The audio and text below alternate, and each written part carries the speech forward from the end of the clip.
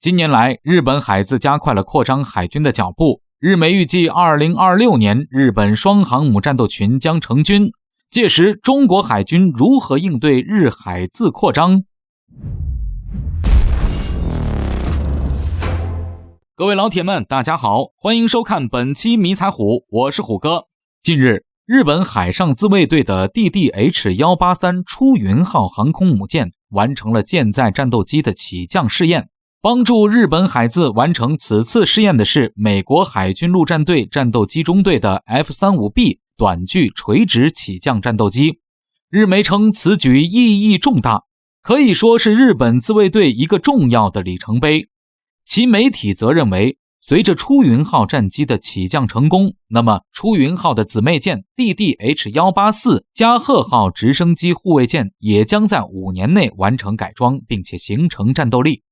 这样一来，日本将在5年内成军双航母战斗群，届时将成为仅次于中国的亚太第2大航母力量。日本政府长久以来针对中国指向性明显，在钓鱼岛、南海、台海问题上专门对中国使绊子。为了应对中国，日本军方迫不及待开始大量购买、建造和改装武器，专门针对中国。海上武装力量更是重中之重。目前，日本打算把2艘出云级直升机航空母舰改装为具有固定翼战机起降的真正意义上的航空母舰。从2017年开始，针对出云号开始进行改装，先是从舰首甲板改装成适合战机滑跑起飞的正矩形，内部的直升机舱也是相应进行了部分的改装，以供更大体积的舰载战斗机入库。经过几年的摸索与改进，今年国庆前夕，日本正式宣布已经完成第1阶段的改装，未来将进行第2阶段的改装工作。出云级航空母舰是日本海上自卫队目前现役最大的一级舰艇，总吨位达27000吨。目前日本海自共有出云、加贺2艘在役，这2艘大型军舰在设计之初就考虑了可以为航母改装提供的冗余空间。因此外界认为，日本企图拥有真正意义上的航空母舰这个野心早就有了。出云级航空母舰之前作为直升机航母时搭载的直升机数量为28架，日方进行改装后声称出云号最多可搭载 F-35B 隐形战机为10架。不过日方这个说法引起了国内军事专家的质疑，因为这仅仅是机库内的搭载量。专家认为，如果是紧急情况，凭借出云号宽敞的大型机库，完全可以放得下12架左右的 F-35B 型战机。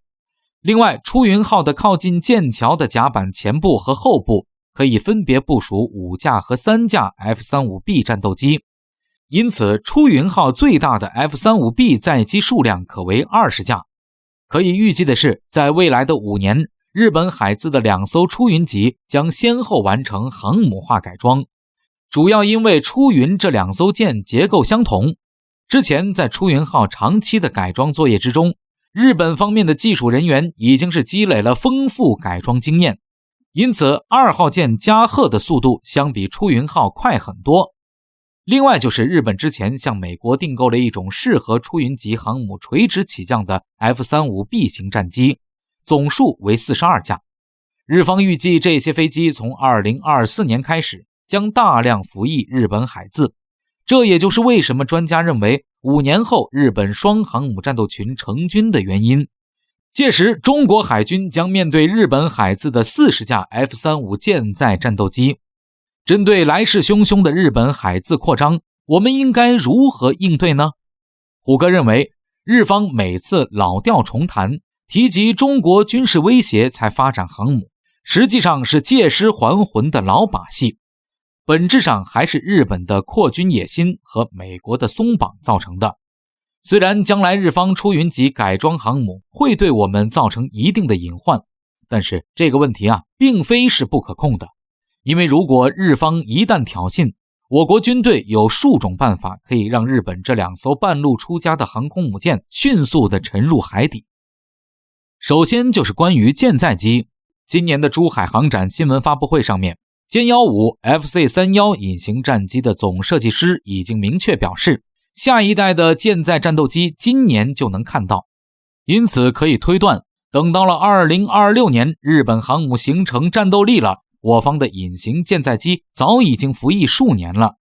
加上届时我海军3艘航空母舰将装备120至130架的舰载隐形战斗机，无论是数量还是质量方面，对日本都是绝对碾压的。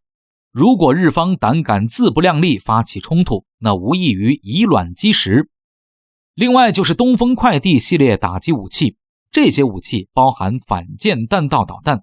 面对防护能力相比美海军更加薄弱的日本海自，东风系列反舰导弹是一个 bug 级别的存在，只要被卫星定位，在东风导弹的打击下，日本航母会迅速的沉没，没有任何的防御能力。